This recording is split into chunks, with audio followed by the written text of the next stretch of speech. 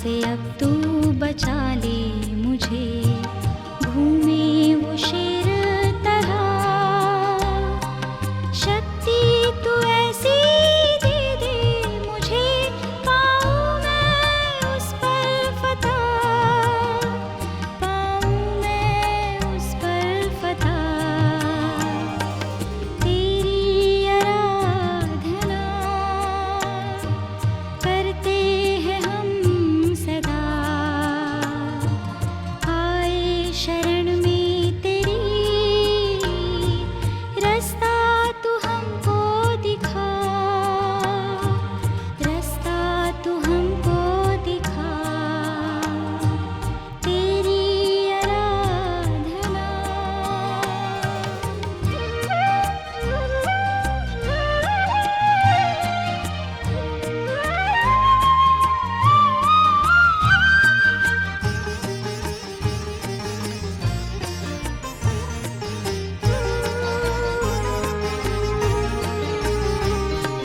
चाहत है मेरी तू दिल में बसे, भर दे सब खाली जगह। ऐसा ही मैं जीवन जीऊं, बन जाऊं तेरी तरह, बन जाऊं तेरी तरह। तेरी आराधना करते हैं हम सदा, आए शरण में तेरी, रास्ता तू हमको दिखा, रास्ता तू हमको दिखा। तेरी आराधना। मेरे प्यारे भाइयों और बहनों, प्रभु यीशु मसीह के मधुर नाम में मैं पादरी बरकत मसीह आपका हार्दिक स्वागत करता हूं इस कार्यक्रम के लिए, जो खास तौर से आपके लिए तैयार किया गया है। इस कार्यक्रम का नाम है माय विक्टोरियस जीसस। प्रभु यीशु मसीह जो जयवंत प्रभु है, उसके बारे में ये कार्यक्रम है।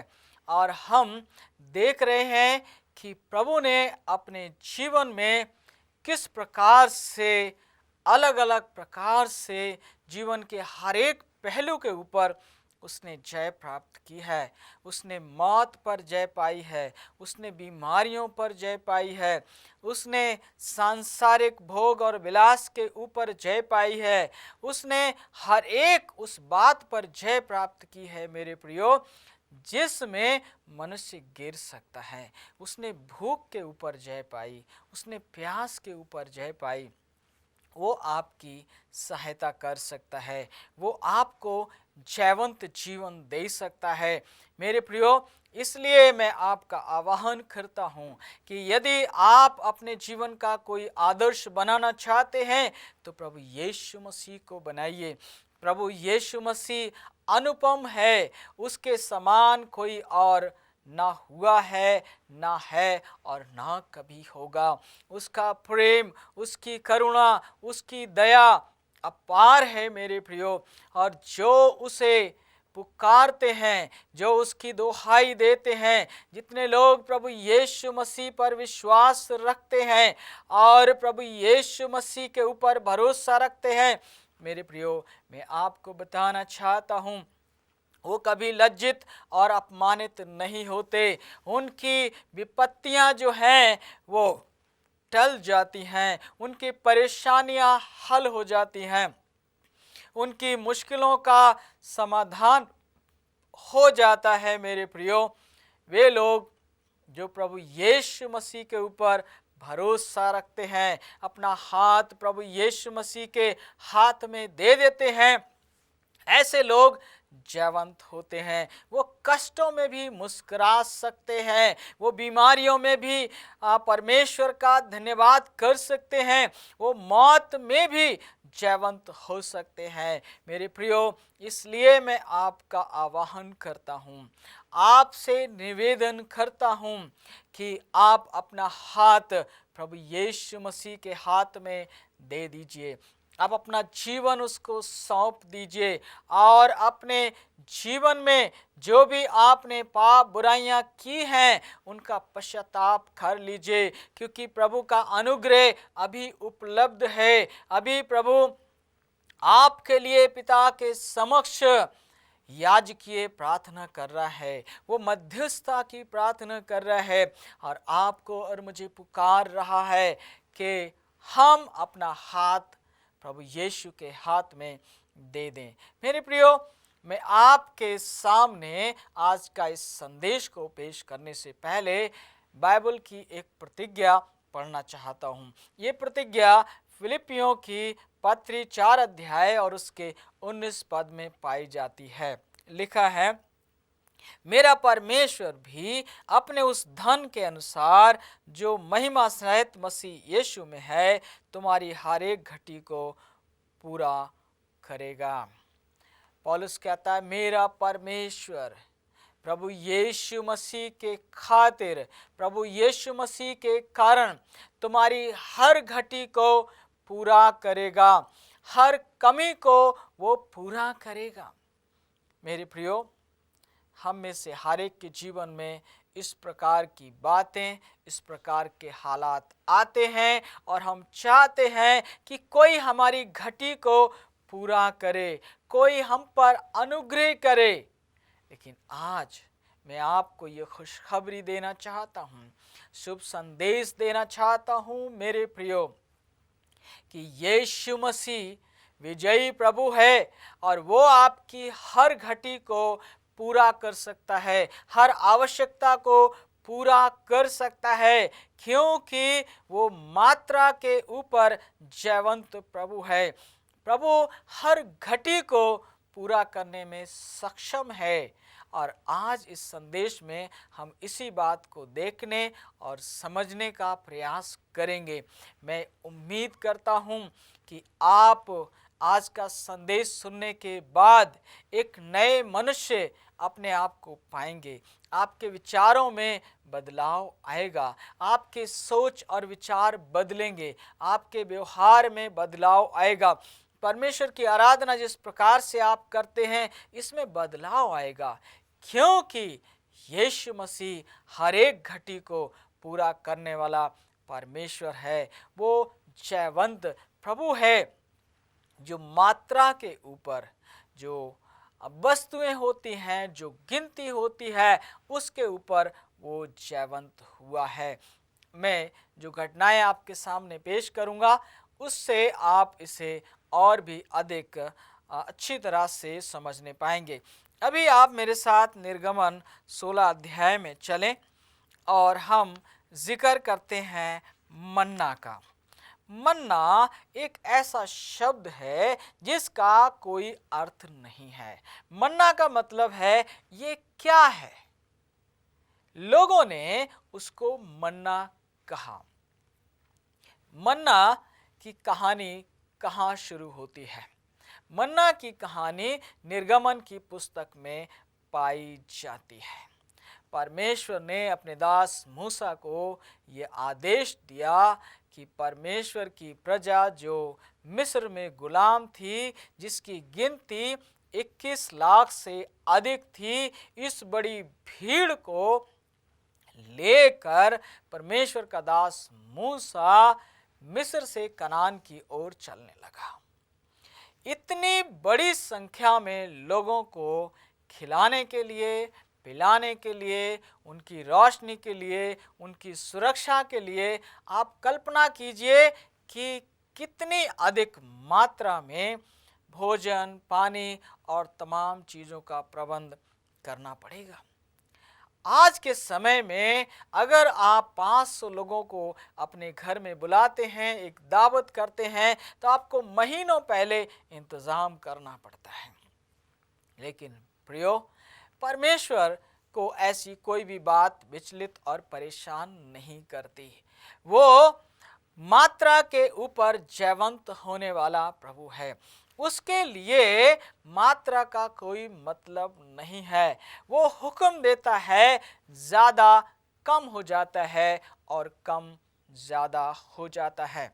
और मेरे प्रियो, इस्राएलियों के साथ भी यही हुआ। जब ये मिस्र से निकले तो जो इनके पास आटा था, जो इनके पास रोटी थी, जो इनके पास राशन था, वो कुछ दिन तक तो इनके साथ रहा और फिर धीरे धीरे समय आया कि कुछ ही दिनों में इनका राशन खत्म हो गया। परमेश्वर ने इनके लिए प्रबंध किया था। इनको प्रकाश देने के लिए परमेश्वर ने ये ठहराया कि परमेश्वर स्वयं रात में आग का खंभा बन के इनके बीच में रहे और पूरे लोगों को प्रकाश दे।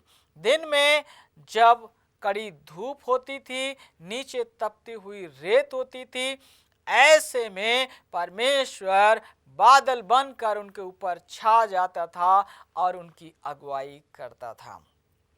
पीने के लिए परमेश्वर जो है वो चट्टानों को फाड़कर पानी निकालता था और वो पानी पीकर इस्राएलियों की प्यास बुझती थी। उनके पशु और पक्षी, उनके जानवर भी उस पानी में से पीते थे। खाने की समस्या का समाधान परमेश्वर ने किस प्रकार से किया? परमेश्वर ने कहा कि कल से मन्ना बरसाऊंगा। ये मन्ना जो है धनिये के दाने के समान होता था, बाइबल बताती है, और ये सुबह सुबह जो है भरपूरी में जमीन पर गिरता था। जैसे ही ओस समाप्त हो जाती थी, वैसे ही इस्राएलियों का ये काम था कि वो अपने घरों से बाहर निकलें और उस मन्ना को सूखी रेत पर से उठा लें। अगर मन्ना को समय पर ना उठाया जाए तो ये मन्ना जो है वो पिघल जाता था और जमीन पर नहीं रहता था।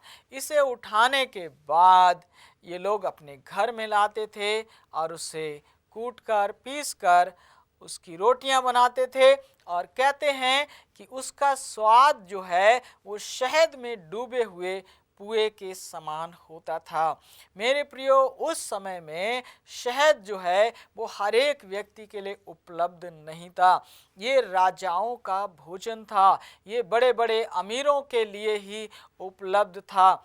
लेकिन परमेश्वर ने अपनी प्रजा इस्राएल के लिए स्वर्ग से 40 वर्ष तक मन्ना बरसाया और उनकी हर कमी और हर घटी को पूरा किया। उनकी आवश्यकताओं को उसने पूरा किया।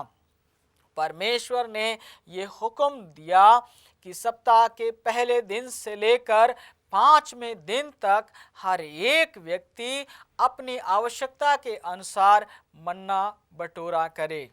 वो उसके पुए बनाते थे, रोटी बनाते थे, खाते थे और उनको ये हुक्म दिया गया था कि शाम को खाने के बाद कुछ भी बचाकर ना रखें। अगली सुबह को फिर नया मन्ना गिरता था और इस प्रकार से वो लोग अपने लिए बटोर लेते थे। लेकिन छठे दिन, सप्ताह के छठे दिन जो तैयारी का दिन होता था, उस दिन दोगुनी मात्रा में मन्ना गिरता था और लोगों से कहा गया था कि दोगुनी मात्रा में वो मन्ना बटोरें और अपने लिए भोजन तैयार करें और जो बच जाए उसे अगले दिन के लिए छोड़ दें, क्योंकि सप्ताह के 7वें दिन विश्राम दिन में मन्ना नहीं गिरता था और इसलिए वो सप्ताह के 7वें दिन बचे हुए भोजन को खाते थे। मेरे प्रियो, यहाँ पर 40 वर्ष तक परमेश्वर ने अपने लोगों की आवश्यकता को पूरा किया। वचन ये भी बताता है कि उनके कपड़े नहीं फटे, उनकी जूतियां पुरानी नहीं हुई। आपका परमेश्वर, मेरा परमेश्वर विजयी परमेश्वर है, जयवंत परमेश्वर है। वो मात्रा के ऊपर जयवंत है। उसे मात्रा की कोई समस्या नहीं है। वो हुक्म देता है और सबके लिए पर्याप्त हो जाता है। मुझे और आपको उसके ऊपर भरोसा रखने की आवश्यकता है। कितने लोग हैं जो मन्ना को सप्ताह के दौरान अगले दिन के लिए बचाकर रख लेते थे, ये सोचकर पता नहीं कल को मिलेगा नहीं मिलेगा। वो मन्ना सड़ जाता था। हमारे लिए एक पाठ है कि हम प्रतिदिन की रोटी को प्राप्त करें, कल की चिंता ना करें। अगर आज हम कल के लिए कुछ बचा कर रखते हैं मेरे प्रियो, तो कोई आवश्यक नहीं है कि वो हमारे काम आए। वो चोर भी चुरा के ले जा सकता है, वो गलत जगह भी खर्च हो सकता है। इसके साथ ही कुछ लोग जो हैं वो सप्ताह के 7वें दिन अर्थात विश्राम वाले दिन भी वो मन्ना को बटोरने जाते थे, और परमेश्वर ने उनसे कहा था कि विश्रामवार को मन्ना उन्हें नहीं मिलेगा, लेकिन फिर भी गए और परमेश्वर को ये बात अच्छी नहीं लगी। ये इस बात को बताता है कि जो आराधना का दिन है, जो परमेश्वर की स्तुति और प्रशंसा का दिन है, बहुत से लोग उस दिन भी काम करने के लिए जाते हैं ये सोचकर कि हम ज़्यादा कमा लेंगे, लेकिन उस दिन के काम पर कोई आशीष नहीं होती है। परमेश्वर मात्रा को नियंत्रित करने वाला प्रभु है, ये बात हमने यहाँ पर देखी है। आइए अब मेरे साथ नए नियम में चलें और हम मत्ती 14 अध्याय में जाएंगे और उसका 15 पद पढ़ेंगे। मत्ती 14 अध्याय का 15 पद। जब सांझ हुई तो उसके चेलों ने उसके पास आकर कहा, ये सुनसान जगह है और देर हो रही है, लोगों को विदा किया जाए कि वे बस्तियों में जाकर अपने लिए भोजन मोल लें। यहाँ पर 5000 लोगों की भीड़ थी, और ये जो 5000 की गिनती थी ये पुरुषों की थी, स्त्रियों और बच्चों की गिनती नहीं लगाई जाती थी। प्रभु यीशु मसीह ने उन्हें संदेश दिया, उन्हें सुसमाचार सुनाया, उनके बीमारों को चंगा किया, उनकी दुर्बलताओं को दूर किया, उनके सवालों के जवाब दिए। अब शाम हो गई तो चेले आकर कहने लगे कि हे प्रभु, इन लोगों को विदा कर कि आसपास की बस्तियों में जाकर ये अपने लिए भोजन खरीदें, क्योंकि ये सुनसान जगह है। मेरे प्रियो, यहाँ पर हम प्रभु यीशु मसीह के चेलों को उस दशा में पाते हैं कि वो प्रभु को सलाह दे रहे हैं या आदेश दे रहे हैं, क्योंकि वो सोचते हैं कि शायद वो प्रभु से अधिक समझदार और बुद्धिमान हैं। प्रभु ने उनसे सवाल किया, ये कहीं पर क्यों जाएं, तुम खुद इन्हें खाने के लिए दो। तो क्या हुआ? चेले कहने लगे, हम कहाँ से इतनी रोटियां लाएंगे, हम कहाँ से इतना भोजन लाएंगे कि इतनी बड़ी भीड़ को खिलाया जाए। मेरे प्रियो, कई बार ऐसा होता है कि जब प्रभु हमें कोई आदेश देता है तो हम प्रभु से ही सवाल पूछ लेते हैं। चेलों को चाहिए था कि ये कहें, प्रभु आप चाहते हम इन्हें खाना खिलाएं, बताइए क्या आदेश है, क्या करना है। मेरे प्रियो, यदि हम चेलों के मुंह से ऐसी बात सुनते तो हमें भी खुशी होती, चेलों को भी खुशी होती, लेकिन हम भी अपने जीवन में ऐसे ही करते हैं। जब प्रभु हमें कोई आदेश देता और हम कहते हैं ऐसा कैसे हो सकता है, ये तो असंभव है। लेकिन नहीं मेरे प्रियो, प्रभु के लिए कुछ भी असंभव नहीं है। वो मात्रा के ऊपर जयवंत प्रभु है, और उसने कहा कि मुझे बताओ कि तुम्हारे पास क्या है, कितनी रोटियां हैं। और उन्होंने मालूम किया कि एक लड़के के पास 5 रोटी और 2 मछलियां थी। वो ले आए, लड़के ने अपनी 5 रोटी और 2 मछलियां दे दी, ये सोचकर कि शायद यीशु मसीह को उसकी ज़रूरत है, यीशु मसीह खाएगा। उसने सोचा कि ये खा लेगा, कोई बात नहीं, मैं भूखा अपने घर चला जाऊंगा। मेरे प्रियो, और प्रभु यीशु मसीह ने वो 5 रोटी और 2 मछलियां ली और आकाश की ओर देखकर परमेश्वर का धन्यवाद किया और तोड़ तोड़ कर वो चेलों को देने लगा। चेले भीड़ को देने लगे, और भीड़ जो 50-50 की गिनती में बैठी हुई थी, सारी भीड़ खाने लगी। प्रभु ने उन रोटी और उन मछलियों को मल्टीप्लाई कर दिया, उसको गिनती में, संख्या में बढ़ा दिया। मेरे प्रियो, आपका प्रभु, मेरा प्रभु मात्रा के ऊपर जयवंत हुआ है। वो मात्रा से घबराने वाला या डरने वाला नहीं है, और उसके हुक्म से जो थोड़ी मात्रा में भी है तो वो बहुत हो जाता है। क्या हम विश्वास से जो हमारे पास है उसे प्रभु की वेदी पर रखेंगे, ताकि प्रभु उसको स्वीकार करे, मल्टीप्लाई करे और उसके द्वारा प्रभु का कार्य हो, प्रभु का सुसमाचार सारे लोगों में पहुंचाया जाए।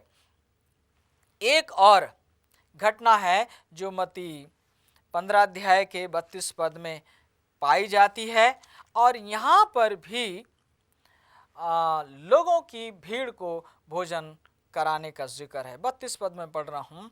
यीशु अपने चेलों को बुलाया और कहा, मुझे इस भीड़ पर तरस आता है, क्योंकि वे 3 दिन से मेरे साथ हैं और उनके पास कुछ खाने को नहीं। मैं उन्हें भूखा विदा करना नहीं चाहता, कहीं ऐसा ना हो कि मार्ग में थक कर वे रह जाएं। यहाँ पर 4000 की भीड़ है, और 4000 की भीड़ को यीशु मसीह फिर अपने साथ पाता है और चेलों से कहता है कि देखो, इतनी बड़ी भीड़ है, ये लोग 3 दिन से मेरे साथ हैं, और यदि मैं इनको भूखा भेज दूं तो मार्ग में ये थक जाएंगे, ये लोग बहुत दूर से आए हैं।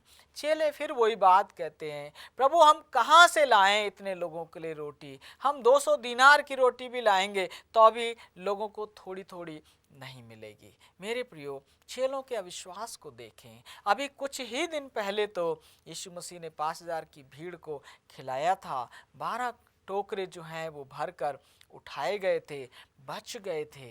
मेरे प्रियो, हम भी ऐसे ही करते हैं। हमारे जीवन में अविश्वास पाया जाता है जब हमारे सामने एक सौभाग्य होता है, एक चुनौती होती है कि हम कुछ काम करें। हम चेलों के समान कहने लगते हैं, हमारे पास क्या है, हमारे पास क्या है जो हम कुछ दे सकते हैं। जी हाँ, प्रभु ये चाहता है मेरे प्रियो आपके और मेरे जीवन से कि जो हमारे पास है वो हम उसको दे दें।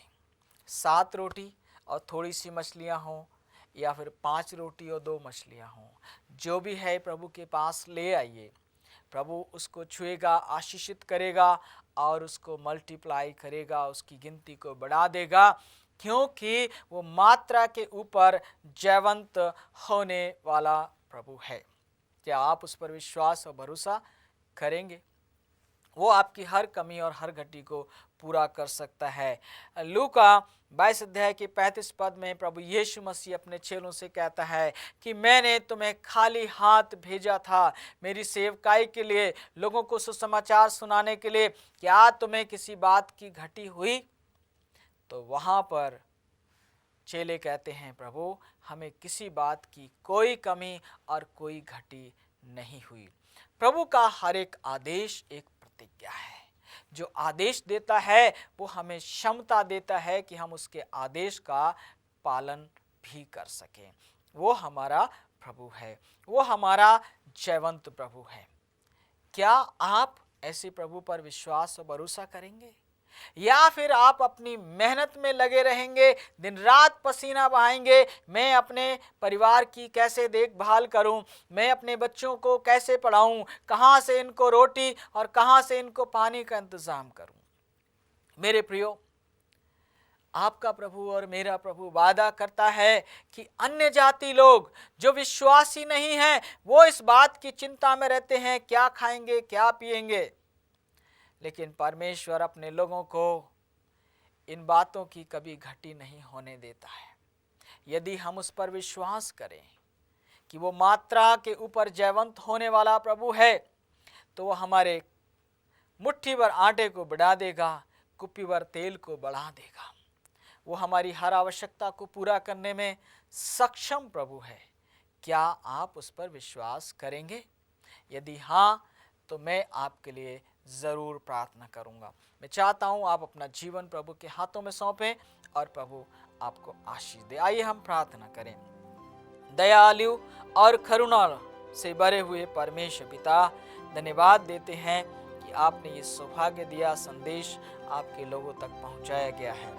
इनसे बातचीत करें, इन्हें आशीष दें, इनके मनों को खोलें, ताकि ये हर एक छोटी और बड़ी बात में आप पर भरोसा और विश्वास रखें, और आप इनकी कमी और घटी को स्वर्ग से पूरा करके इन्हें आपके स्वर्गीय राज्य के लिए तैयार कर सकें। इनके कामकाज में, रोजी रोटी में, साधनों में आशीष दें प्रभु। घरों से बीमारी परेशानियों को निकालें और आपके स्वर्गीय राज्य के लिए तैयार करें। धन्यवाद के साथ इस विनती को आपके पुत्र अपने उद्धार करता प्रभु यीशु मसीह के नाम से मांगता हूँ, सुने और स्वीकार करें, आमीन। भाई बहनों, मैं विश्वास करता हूँ इस संदेश से आपको आशीष मिली है। यदि आप चाहते हैं हम आपके लिए प्रार्थना करें, आपके लिए साहित्य भेजें, आपसे मिलने के लिए आए, तो हमसे संपर्क करें। हमारा पता दिया गया है। प्रभु की आशीष और अनुग्रह आपके परिवारों पर बना रहे।